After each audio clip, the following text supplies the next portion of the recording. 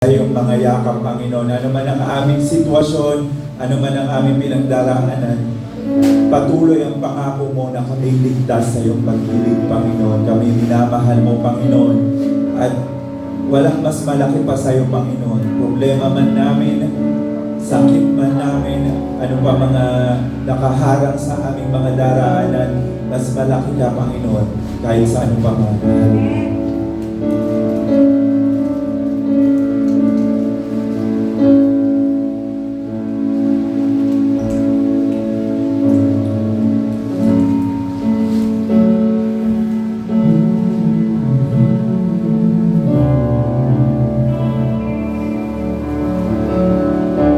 Awitin po natin sa iyong biyaya. Sa iyong biyaya, ako ay namamanga. Sa iyong kalinga, panganib ay ibantay. Sa pag-ibig mo, palaging ligtas ang puso.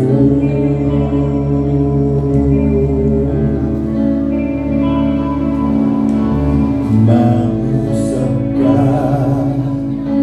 anak mo'y nakikinig sa ingay pa, bulong mo'y natatag, pag-asa'y ka sa iyong puso ko'y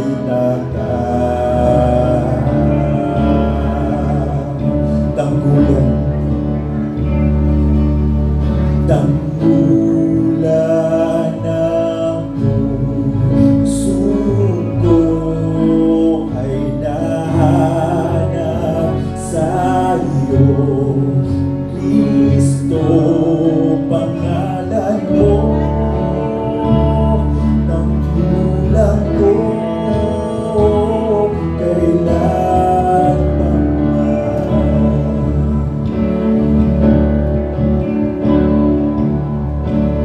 mangusap ka, anak mo'y nakikinig sa ingay man, bulong mo'y natatag, pag-asa'y ikaw, sa iyong puso ko'y tatag.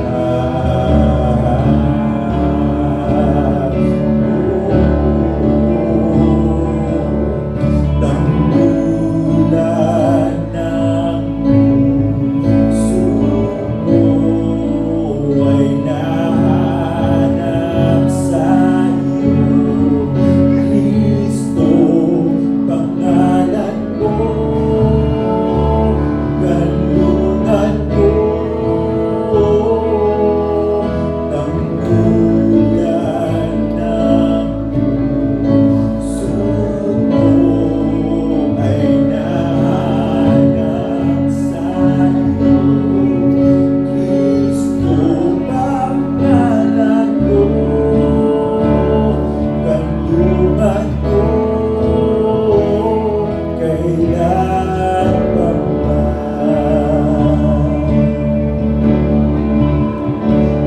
Kailan pa ba?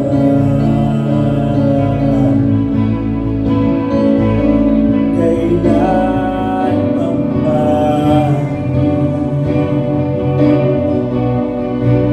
Kailan pa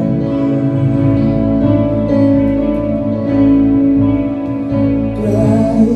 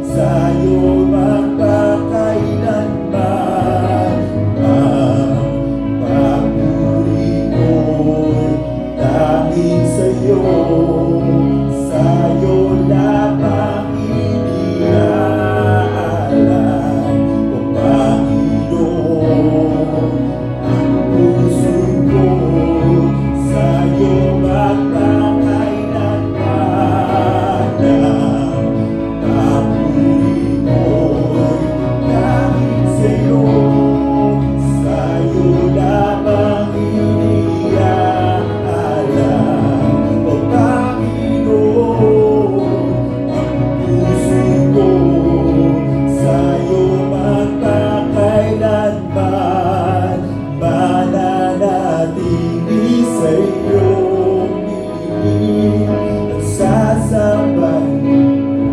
Sana kung mananatili sa iyong piling sa sumunod. Sana kung mananatili sa iyong piling at sasambahin ka. Sana kung mananatili sa iyong piling, masumpungan ka. Sana kung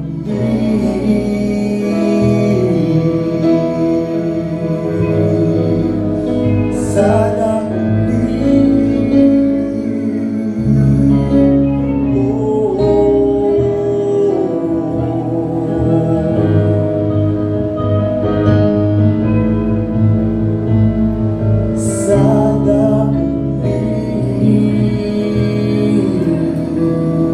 palakpakan po natin ang Panginoon.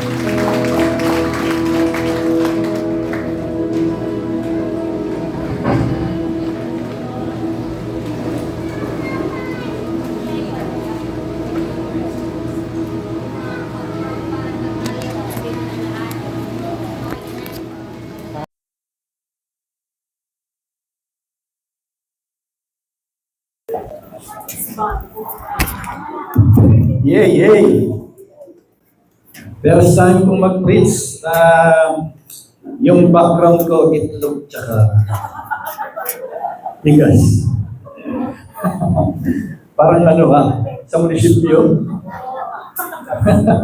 kuhanan ng ayuda. Lahat. Pag-try niyo ang bookstore, nagiging blessing talaga siya sa atin. Pero yun, galing po bookstore yan. Kailan nangyari po yan? Ngayon lang. Dapat, 50-15 bawat charges. Kasi pinumpute namin, umabot ng 67,000. Ako, nagulat ang bookstore. Hindi kaya. Kaya nagbawas yung iba, 10 na lang. Tatlo na lang yung 15. Yung nauli kasi ay nasa pool ng baha talaga. Tapos, ay tayong malalaki, 50-15. Kaso lang, 12 lang yung tray ng itlog. Gawan natin ng paraan mamaya. Kung hindi dyan, ay pompiang. Kaya pag-pray nyo ang bookstore, alam nyo, mayroong kinakarap na problema ang bookstore. 2 linggo na yung container natin dyan, shipment, naharang po. Dahil sa maling deklarasyon doon sa mga dokumento, mayroong 66 paleta na hindi nakadeclare, na hindi alam kung ano. Sabi sa US ay typo error lang. Pagka ganun, bago palang dokumento ulit kung gagaling sa US. Hanggang ngayon wala pa, 2 linggo na. Ngayon lang nangyari po ito. Naging maselan sa Subic kasi po kahuhuli last month, nakadeclare sibuyas at kung ano-ano ang nakita mga karne. Mga karne ang container na karne. Kaya naging maselan po sila. Natakot kami ni M kasi po ang ETA nung shipment na nasa Subic ngayon ay napaaga ng 1 linggo. Dati delay ng delay. ETA ay estimated time arrival. ETA. Yung pagdating. Dati, postpone ay cancel. Maabot ng 4 na buwan. Ito, maaga pa. Tapos pero misdeclare. Kinabahan kami ni M. Naku po. Ang dami pa naman natutulog na sakong-sakong siya po ngayon sa dagat. Baka dito na tayo yumaman. Kinabahan kami. Kinabahan po kami kinabahan. Kasi ano yun? Tapos ang aga ng dating. Ngayon lang nangyari yan, ang aga ng dating. Namamasok kami, napalitan sa Singapore. Kasi nag-i-stop over po sa Singapore. Tapos maghahanap ng panibagong barko, ililipat po yung ating container na galing sa Subic. Ganun po nangyayari. Yung ating tagapagpadala ay naghahanap lang ng murang biyahe, hindi diretso. Para bang ganito, hindi mo kaya mag-taxi, sakay ka na lang ng jeep, paputol-putol, palipat-lipat, mas mura. Ganun po ang ginagawa para makamura po sila. Kaso, yun nga, napaaga. Kung kailan pa may bagyo, na-expect namin yan ay magtatagal. Natangay yata ni Chrissy. Natangay ni Chrissy. Nung bagyo ni Chrissy pa. Tapos kayo napaaga, kinabahan kami talaga, mga kapatid. Pero nagtatampo ngayon ng US, sabi niya, alam niyo, 25 years na nagpapadala kami sa Lord Jesus Fellowship. Dapat ano na yan eh, gotcha. Gotcha. Dapat gotcha means ibig sabihin, kuha niyo na. Gets niyo na. Mali, ano lang to, human error lang to. Kaya ngayon parang nag-ano sila, bakit yun? 25 years na kami nagpapadala, wala kami problema pinapadala sa inyo. No? Typo error lang yun, dapat daw tinanggap na. Ayun, dito niya ako sinasagot. Pala. Meron pong, kapag sobrang tagal na ng container nasa pier, na-abandon. I-declare abandonment. At a-apply ka. Habang nagtatagal yan, yung demorahin. Okay? Ang ganda po ng topic natin ngayon. Akin ang paghihiganti. Madalas, gamitin ito ng marami. Lalo na kayo, nagrabyado kayo, at hindi kayo makaganti, pag sa Diyos mo na sasabihin. Di ba? Baba naman yun. Kaso kumisan may kasunod. Bahala na ang Diyos gumanti sa kanila. Di ba? Bahala na. At ako ginagamit ko rin ito dati. Sa perspektibo noon ng undertalon, hindi ko pa alam ang biyaya. Ang sinasabi ko, alam nyo, mas matamis gumanti ang Diyos. Magpigil ka na lang. Huwag ka nang gaganti. Kapag ang Diyos gumanti, mas matamis. Makukontento ka. Pero mga kapatid, again, lumalalim tayo sa mabuting Diyos lang. Last Sunday, nakita natin ang Diyos walang puot. Amen? Walang rat. Yung rat lang. Nilagyan ng of God ng mga translators sa mga nagsasali ng Biblia, no? Para ipakita sa Diyos galing talaga yung puot. Ganito yan mga kapatid. Ang mga propeta, so sobrang spiritual nila, ganito ang mangyayari sa iyo kapag ikaw nabustos ng Espiritu Santo. Nagiging spiritual ka, ano ba't pati future nakikita mo? Kaya may mga nanguhula, may mamamatay na artista, may mamamatay na senador, wala siyang buhok, yung mga ganun-ganun ba? Meron akong nakikitang lindol, mga ganun, sobrang spiritual nila. Ngayon, nakita lang nila yung i-interpret nila ngayon na galing yun sa Diyos. Halimbawa, bagyo, lindol. Kaya yung Old Testament people writers, hanggang sa Panginoong Yesus, hanggang sa mga apostoles, nakita nila yung 70-80, kung paano yung templo nakatayo, ng napakatagal nayari sa ginto, ay mapapatag, lulusupin, at mabuburo sa mapa yung Jerusalem o Israel. Lahat ng yun, nakita ng mga propeta. Kaso, kinakaladkan nila yung pangalan ng Diyos ko. Mga kapatid, hindi ko. Andiyan na po kayo? Pwede na tayong magsimula. Yung clicker ko, sandali po. Okay, bearing in mind, Romans 12:19 po yan. Tingnan natin sa anggulo ng biyaya ng Diyos kung ano ibig sabihin nga ba dito. Last Sunday, the God of wrath or the God of no wrath. Nakita natin ang Diyos na puno ng pag-ibig, imposible siyang magkaroon ng puot. Mga kapatid, puot po puot. Hindi galit. Kuha niyo, malayo po yun. No? Tatlo yan eh. Yung tampo, inis, magkaka-level yan. Pero ang kasunod yan, kapag mineme mo, sineres mo, nilagaan mo, nagiging galit. Yung galit, common yan sa atin.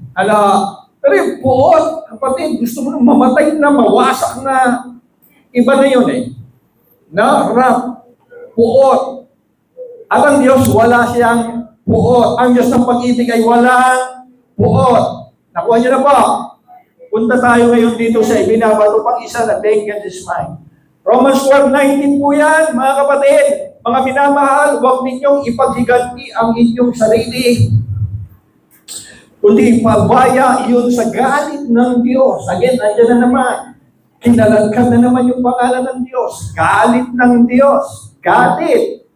Sapagkat nasusulat, akin ang paghiganti, ako ang gaganti, sabi ng Panginoon. Nakasulat, pag sinabi nilang nasusulat, New Testament yan. Pag sinabi nasusulat sa ulo.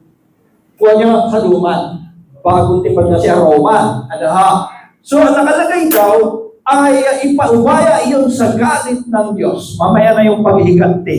Tingnan mo na natin itong galit ng Diyos, New International Version, magandang nag-aaral. Pag tumigil ka sa pag-aaral, luma pa rin ang dala mo, kawawa ka. Ngayon, available na lahat ng information.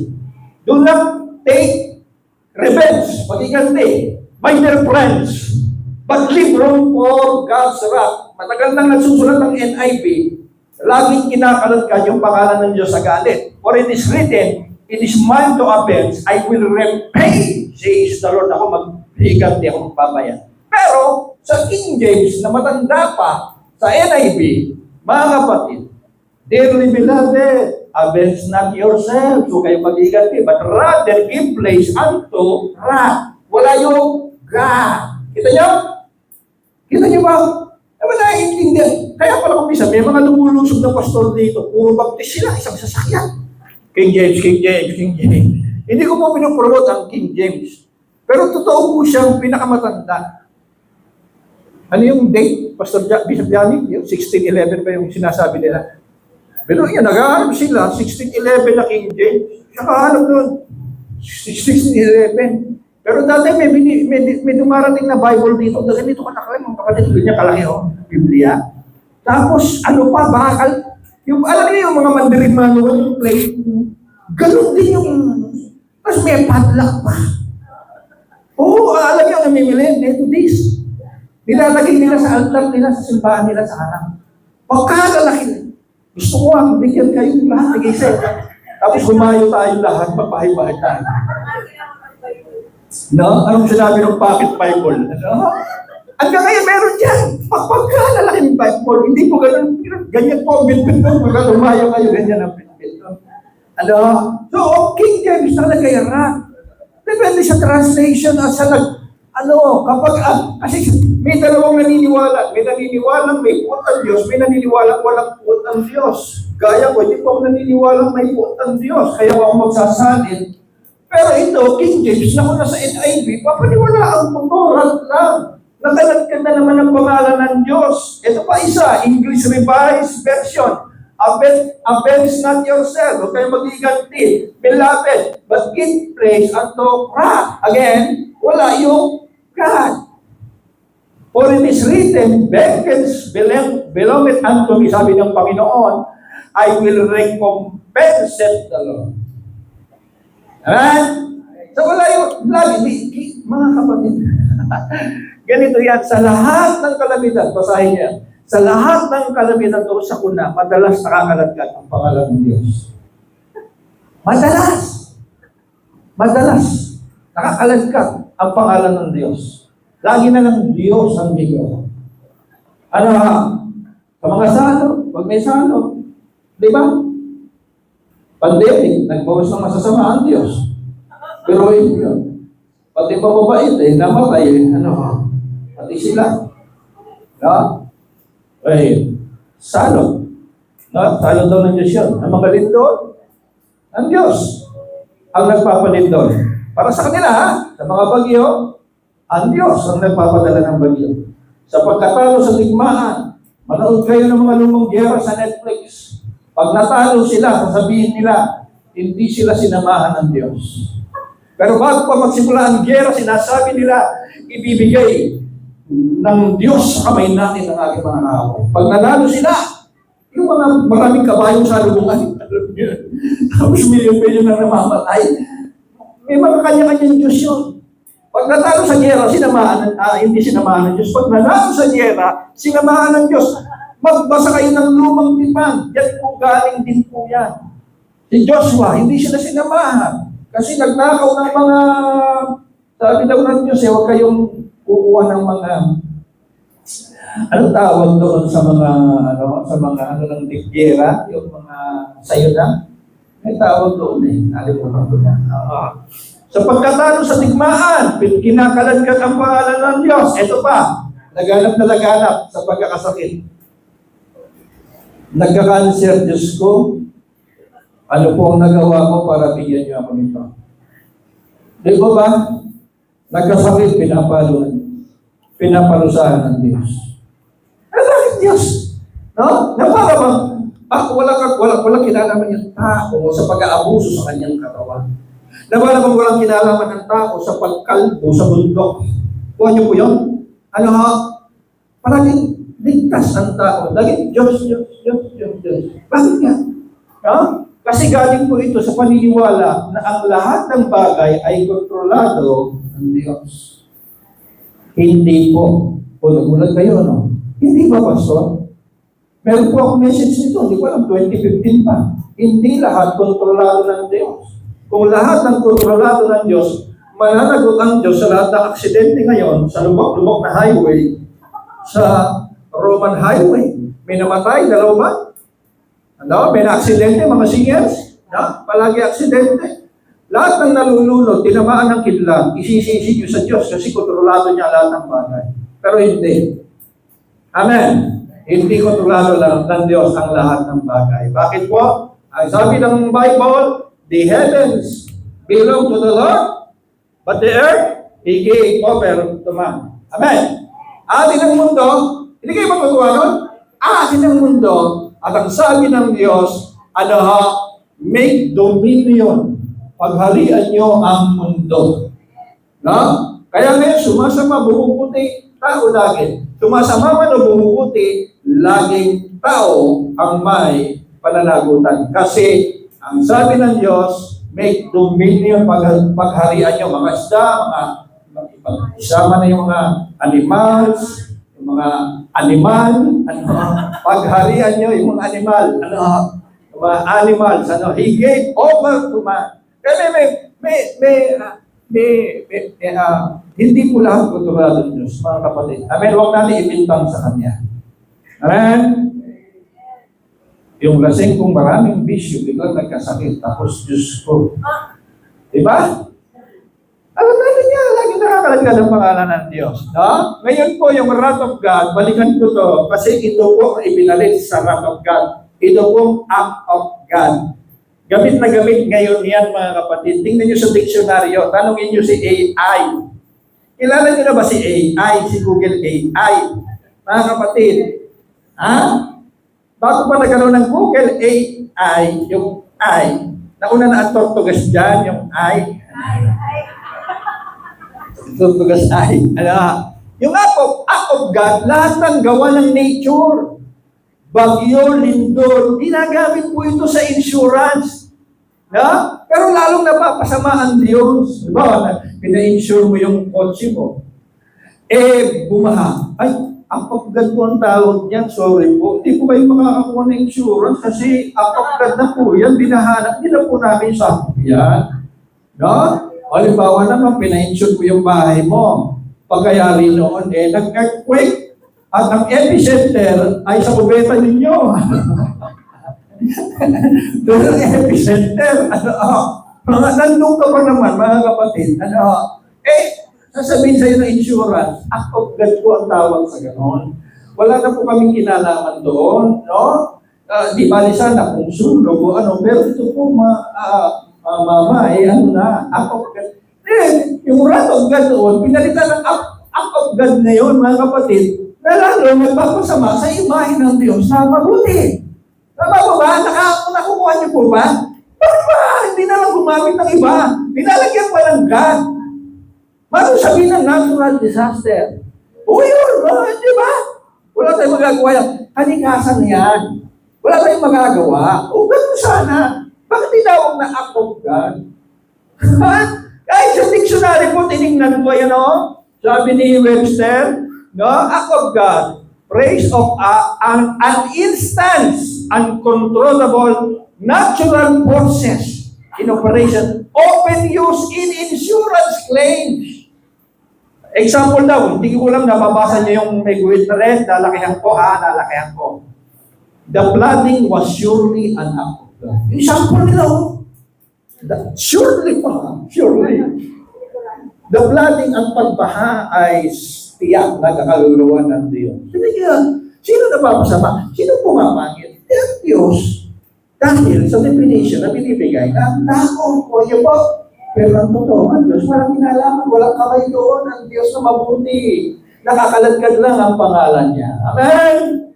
Ako natutuwa ako kahit na konti tayo, mga kapatid, ay at least may mga konti sa sulok ng bataan ng Doña Francisca na nag-grow sa mabuting Diyos, sa mabuting pagkakilala sa Diyos. At tayo ang pioneering para matapos na to. Matapos na ang masamang tingin ng tao sa Diyos. Amen? Huwag kayong matakot na ito na tinanong na sa akin. Sa Starbucks pa kami.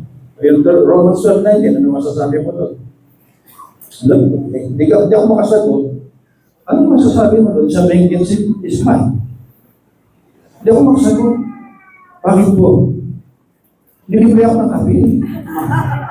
Kung walang nag-libre, patiin ko yun. Nilibre ako ng kape. Binili pa ako tinapay. Mga kapatid na. Okay, ako, God, ayan o. Okay, so, eto na. Okay, wala na yung Romans. Wala na. Dito na tayo sa vengeance is mine. Romans 12. Yung paghiganti. So, linawin natin yung paghiganti. Okay, Romans 12:19 again, mga kapatid. Mga minamahal, huwag ninyo ipaghiganti yung sarili kong ipawaya sa galit ng Diyos sapagkat nasusulat, ayan na, akin ang paghiganti. Ako ang gaganti, sabi ng Panginoon. Ang linaw niya, ang Diyos ang nagsabi, akin ang paghiganti. Pero ang tanong mga kapatid, ang malaking tanong, paano ba gumanti ang Diyos? Yun ang tanong paano gumanti ang Diyos? Amen? Ready na po ba kayo? Huwag kayong bibito mga kapatid. Bago ang mga ito mga kapatid. Nung patayin ni Cain, si Abel, mga kapatid, sino na nakabasa nito? Pareho sila na ganito. After ng pagkatong nila, nagaling si Cain, sa hindi maramang paraan, dahilan. O na, palagi ko, tuot na to, dahil umabot sa sukturan Inaya niya kunwari si Abel, tara, kabukid, mga aso tayo. Pero may balak na siya. May balak na siya. Grabe ito mga kapatid. Ang unang namatay sa sangkatawan, si Abel na inosente. At namatay lang dahil sa galit o sa buhok. Pero mga kapatid, nung patayin ni Cain si Abel, ang sabi ng Bible, yung dugo ni Abel ay humihingi sa Diyos ng paghihiganti. Verse 2 yan. The blood of Abel. May verse yan. Wait. Genesis 40:10, sinabi niya, ano ang ginawa ko? Sabi ng Diyos kay Cain, ang tinig ng dugo, may buhos siyang dugo. Ang tinig ng dugo ng iyong kapatid ay dumadaig sa akin mula sa lupa. Englishin natin mga kapatid, mas nakakapangilabot. What have you done? Your brother's blood cries out to me from the ground. Alin niyo mga kapatid? Minsan may binaral dyan sa Bagong Bayan, kanto. Nakatricycle. Kilala ko yun, patas na lalaki, nakpil. Daming dugo sa daan. Tinabunan ng buhangin. Pero nakapagtataka, ganyan kakapalyata yung buhangin. Umakit ito. Umaibabaw sa buhangin. Grabe ito Ang naalala ko kaagad, buhay yan yung dugo. Kaya pala, blood is life. Ewan ko lang pero kita ko talaga Ganun pala ang dugo, sabi ng iba. Pag tinabunan mo ng buhangin, aangat din siya. Umangat Kitang-kita mo, mga kapatid. Parang katulad nito. humihingi ng paghihiganti. Parang ganun. Amen? So nagsasalita ang dugo. Di ba kayo rin? Sasalita ang dugo. Kasi sinasabi niya, of 120 over sasalita ang dugo. Pa-blood camp kayo. Ang dami niyang salita. Isa gagalit pa siya, puro pula pa eh. Mga kapatid, anong tanong natin? Iginanti ba ng Diyos si Abel? Your brother's blood is crying out to me from the ground like a voice calling for revenge. Good News Translation. Ilalagay na natin ngayon kung anong translation ng English. Ang grabe ito, ano? Umiiyak ang dugo mula sa lupa, sa Diyos, at humihingi ng paghihiganti na para bang sinasabi ng dugo ni Abel, iganti niyo po ako, iganti niyo po ako, wala po akong ginawang masama, nag-alay lang ako ng karapat-dapat, pero pinatay ako ng aking kapatid na ang sabi, pupunta lang kami sa bukid, pero pinatay niya ako. Ano ulit ang tanong natin? Iginanti ba ng Diyos si Abel? Mga kapatid, pinatay pa ng Diyos si Cain. Genesis 4:14, tingnan natin ang hatol kay Cain. Nagsalita si Cain, itinataboy ninyo ako ngayon. Kausap niya ang Diyos, sa lupaing ito at sa inyong harapan.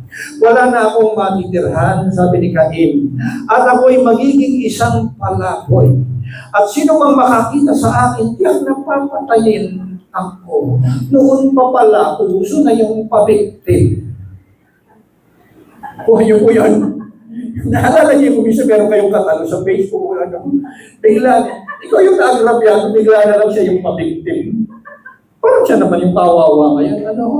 Pero tinayo siya naman, sino mong makakita sa akin, tiyak na papatayin. Anong sagot ng Diyos? Magugulat kayo sa sagot ng Diyos. Ngunit sinabi ng Panginoon kay Cain, hindi. Hindi yan mangyayari sa iyo. Sapagkat ang sino mang papatay sa iyo ay gagantihan ko ng 7 beses. Nakita niyo? Pinarusahan, pinorotektahan pa. Pinorotektahan pa eh. Alam niyo, kung magpapatuloy kayo ng pagbabasa, binarkahan pa eh. Nilagyan na parang karato na dito si Cain para kung kahit saan siya makarating, meron pala tandaan, huwag siyang gagawin. Huwag siyang papatay.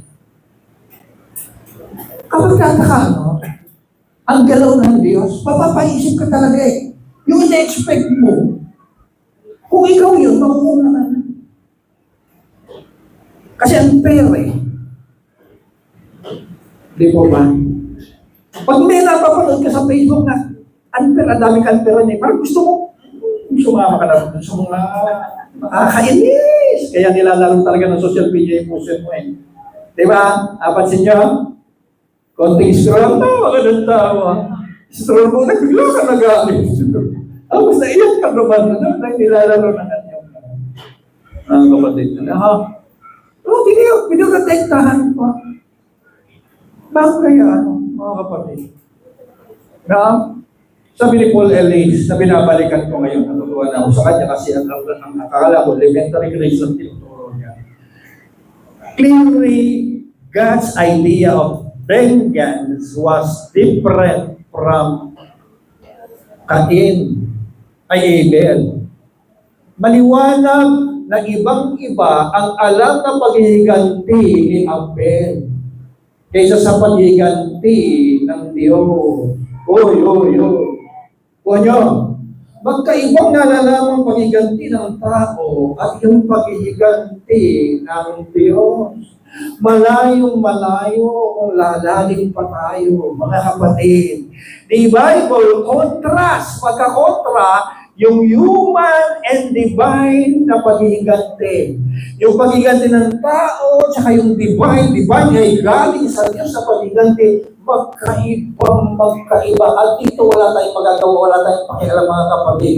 Ganun talaga ang Diyos kapag gumanti. Ang tao, ang pinagsisikapan niya ay kabayaran, parusa. Pero ang Diyos, kapayapaan, restoration. Ma-restore yung tao. Amen. Ang tao, gusto niya parusa sa mali. Ang gusto ng Diyos, itama ang mali. Parang unfair, no? Kasi nasa bless ka eh. Kung ikaw doon nakaupo, spiritual to, pinag-uusapan natin. Hello, hello, hello. Amen. At wala ka magagawa kung ganyan ang karakter ng Diyos. Magawa ka na. Bakit ikaw? Gusto mo? Maging fair ang Diyos sa'yo? Gusto mo ba na ang justice ng Diyos ay katulad ng tao? Sa'yo. Amen? Amen ba? Tingnan natin yung justice o katarungan. Justice is katarungan. Ang katarungang alam ng tao ay mula sa kautusan ni Moses. Kinig ka, mga kapatid. Galing kay Moses pa. Bakit? Ano ba yung kay Moses? Mata sa mata. Ngipin sa ngipin. Yan ang alam na paghihiganti natin nang galing sa lumang tipan. Mata sa mata, ngipin sa ngipin. Ang problema niyan, kung matanda ka na, wala ka ng ngipin, talo ka. Pero hindi yan literal. Ang ibig lang sabihin niyan, buhay sa buhay. Madali pa eh. Ang nabubuhay sa panalip, sa pakalimtin ng mamamal. Ang nabubuhay sa paril, sa panalipin ng mga daming kawigaan niya na ginawa na rin ng tao na ang ibig sabihin ay ngipin sa ngipin. No? Ang katarungan ng Diyos, kapatid, makinig ka, pagpapatawad, habag, biyaya, awa, pag-ibig. Ang katarungan ng Diyos ay restoration, muling pagbuo. Kasi alam niya na corruptan ang mind natin, mga kapatid. Corrupted lang. Yung mga nakakagawa ng masama, mga kapatid. Lagi tayong naiintindihan ng Diyos. Amen? Tingnan niyo to Kasi sobra yung iba na imagine nyo, tao nilagay sa flesh na mahina.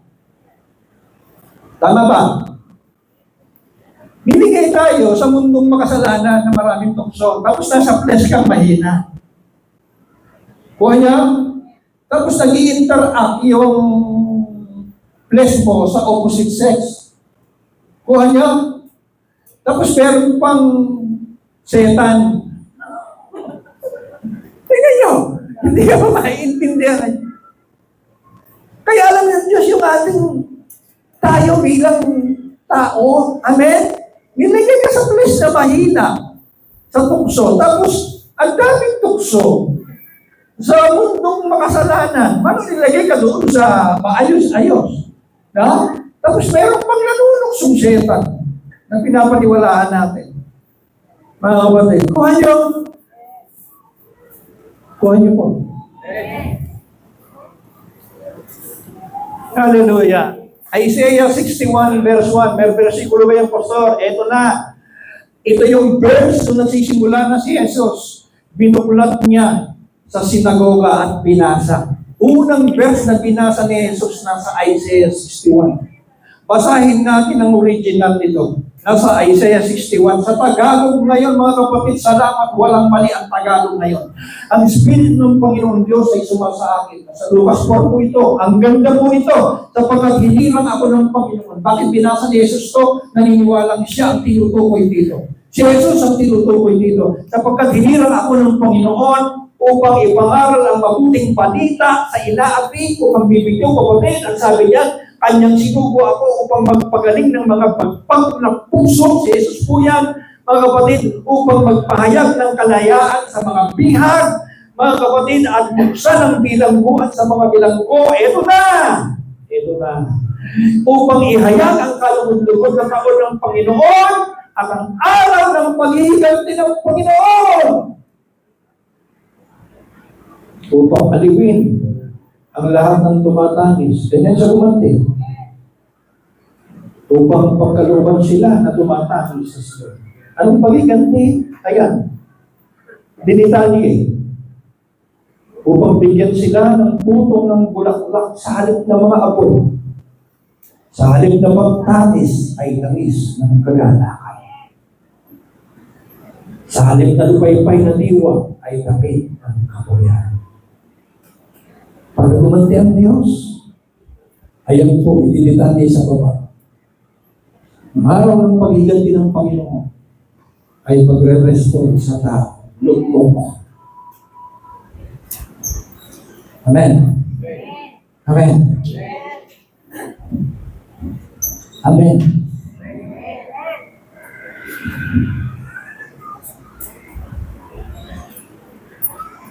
Balikan natin ang buong context. Dito kayo lalong magugulat sa buong context. Kasi ginagamit lang yung Bengen is mine. Bengen is mine. Akin ang pagiganti. Akin ang pagiganti. Alam niyo kung ano karugtong nun? Maintindihan mo daw ang verse pag binasa mo ng buo ang context. Okay, pagbigyan natin. Ano ang context? Romans 12:19. Anong verse ulit ito? Anong verse ulit ng Romans 12? 19. Ano ang kasunod ng 19? Aba, ngayon ko lang nalaman yan. Ano? Ang kasunod pala ng 19 ay 20. Okay.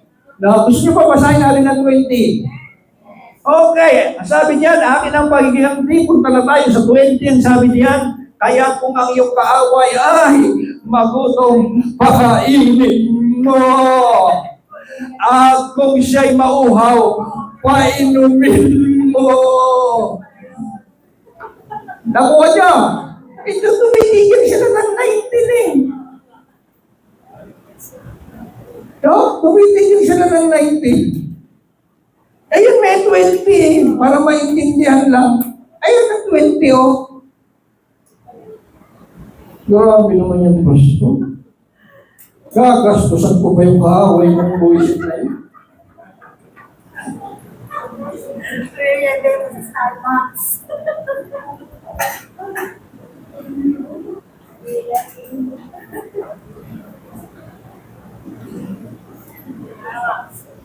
Last week, nakasalubong ko sa Villawana habang ako naglalakad at may aso. Yung nakaaway ko sa partinga. Taga doon din. Bro, ako, natuto na yung kamay ko. Ang sarap po maglinis. Sarap maglinis. Bro, pasensya ka na.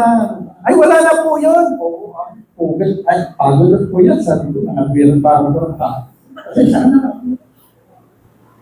Siya po yung nagsabi sa akin, huwag yung po kung titignan ng masama. Pinapayos ko lang pagtingin. Ilapitan ko, paano ko nakita ng masama ang tingin? Kilala mo ba ako tumingin? Pero, ang sarap maglinis. Umuwi si Ate Joy, tsaka si Victor kumain kami. Ganon din na sharing namin. Pag matanda ka na pala, gusto mo kapayapaan na lang. Ay, pagtalo, ay, gusto mo payapa na lang. Payapan. Ay, mo na pagtatalo. Yung mga taong toxic, ay, layuan na nyo, iwasan nyo. Pag toxic siya, matatangay lang kayo. Piliin yung kasama, yung mga nagbuhat doon sa paralitiko. Yun ang maganda tropa. Binutas yung bubungan. Aba, pananampalataya yun ang tropa. Hindi naman pananampalataya yung paralitiko yun eh. No? Yun ang sarap na kasama. Mga kapatid, binutas ang bubungan. Hallelujah.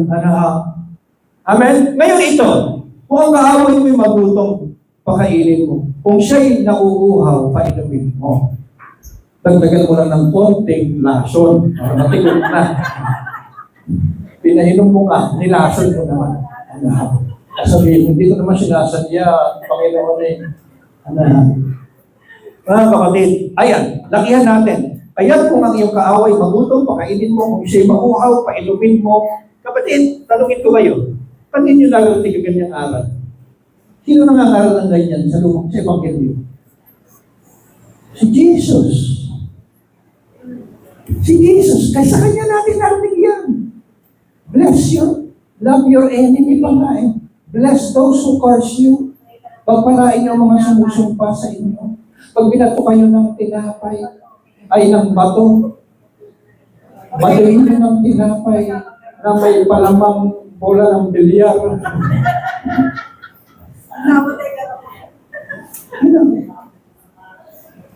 Mga kapatid, kay Jesus natin naririnig yan. Kay Jesus na nagsasabing, ang nakikita ko lang na ginagawa ng Ama, ay yun lang ang ginagawa ko. Ang naririnig ko lang na sinasabi ng Ama, yun ang sinasabi ko. Meaning, ganun ang Ama. Amen? At ganun gumanti yung Ama. Amen?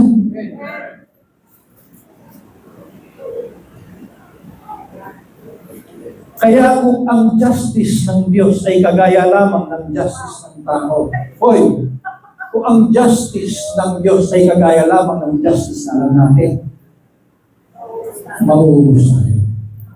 Sino naniniwala doon? Mauubos tayo. Kaagad-agad, wala nang laman ang Kongreso. Nandun kasi yung mga nandun alam niyo, bagong batas ngayon kasi grabe sila Mayor Magalong tsaka sila Bico kung mag-expose.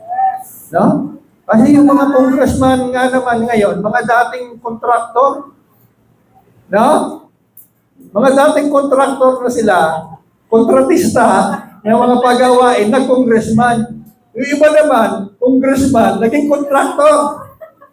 O kaya, kapatid ay kontraktor, pizza ay kontraktor, o kaya, ang business ay hardware.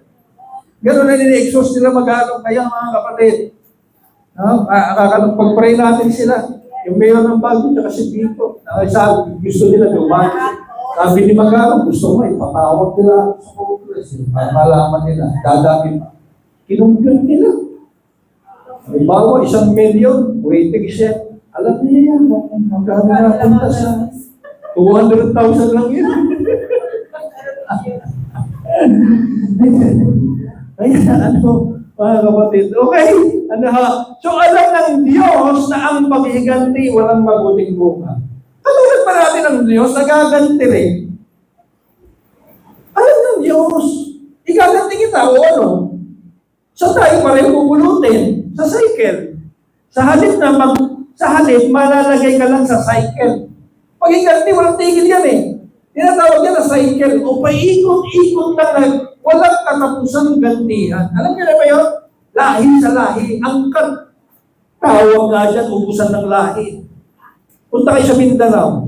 Mga magkaka-apelidong, magkaiba ng apelido, ang nag-uubusan. Walang tigil na gantihan at tinapandaan nila yun. No? Ang apo ko, ang gaganti sa inyo.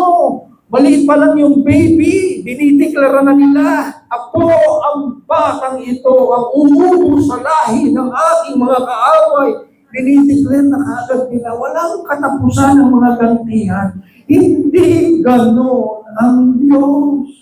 Hindi papasok ang Diyos sa sistemang gano'n. Amen? Sistema yun ng tao. Ang Diyos mapagbuo. Amen?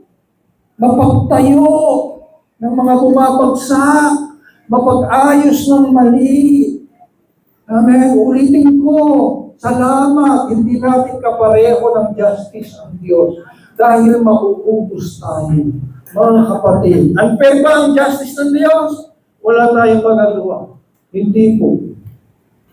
Ulitin ko, ang pinakamalaking ka-unfairan nangyari na sa krus. Huwag nyo nang sabihin unfair.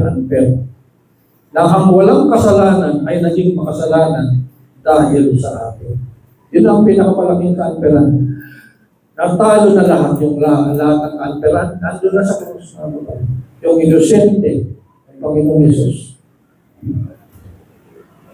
Yun ang pinakamalaking ka-unfairan. Kaya kung na-unfairan ka sa Diyos, hindi mo pag-ibig sabihin mo, hindi mo ako galang. Kahapon lang, magtaray ang puso. Hindi ako perfecto. Naparoon ko sa Bulacan. 11 NBI agent, sinipak. Dahil sa nirate nila yung mga Chinese na nag-aaral lang, mga estudyante. Sinabi nila Pogo. Tapos kinikilan nila ng 10 million. 10 million. Parang yan na nangyari dito sa ukay ni May last year. Grade yan. Hinihinga ng 1 million. At bumabo na lang sa 350, kalahati. At walang kaso. Pagdating doon sa NBI office o Rani, walang kaso. Pera yan. Pera. Unfair. Akala daw importer. Hindi naman importer, may kinukuha ka. Ang bawal yung mga importer, yung direktang kumahan ka. So namali sila ng tik-tik. Pinatik-tikan muna. At nung mapanood ko, sabi ko, isa, Diyos ko, kasama na sana dito yung mga ng rain, mga sinita. Tapos bigla akong naisip, pag binubuo ko lang ito, sermon ko tungkol sa pag-iganti, napakapat ako ng meeting. Basta, hindi perfect, pero salamat, minuto lang, nagigising ako. Amen? Lahat tayo may struggle. Lahat tayo may struggle. At bakit kung minsan merong tilaganting dumarating? Eh, yung sinabi sa Galatians, kung ano ang iyong pilihan, aalihin mo. Yun yung tinawag natin yung ganti o kaya karma ng tao. Pero ang totoo, dito sa lupa, inaani talaga ng tao yung kanyang itinangan. Amen. Kaya huwag kayong mag-alala. Naagrabyado man kayo, may kaanperan na nangyari sa buhay niyo isang araw. Malay ninyo. No? At kung minsan sabi ko nga, mandaraya ang puso. Pinatawad ko na, wala na yun, pero nabalitaan mo na abulgol, ay salamat, abulgol. Pero 50-50 lang, di pa namatay. Mandaraya ang puso eh. Kumari, sabi mo, pinatawad mo na, pero nagre-rejoice ang puso. Pero pag nakita mo yun, na parang mali, wow, kapatid, napaka-mature mo, napaka-dami. Kasi dudahan tayo papunta. Amen? Buti nga hindi naging fair ang Diyos sa iyo. Tayo lahat may pagkukulang sa buhay. Tayo lahat nagkakamali. Tayo lahat nagkasala.